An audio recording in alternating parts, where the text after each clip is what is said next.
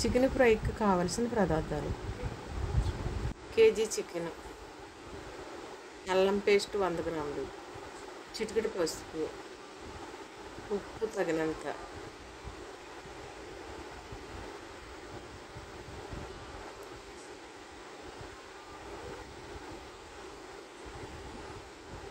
కారం 2 స్పూన్లు,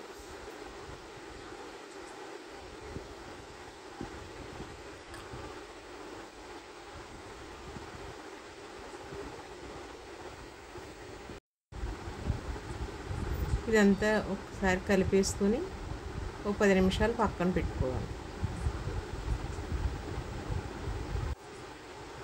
ముందుగా బాండీ పెట్టుకొని ఆయిల్ పోసుకొని కలిపి పెట్టిన చికెన్ ముక్కలు వేపుకోవాలి.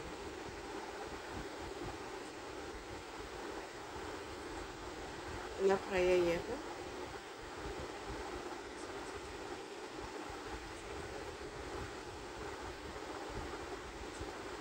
ప్లేట్లోకి తీసుకోవాలి.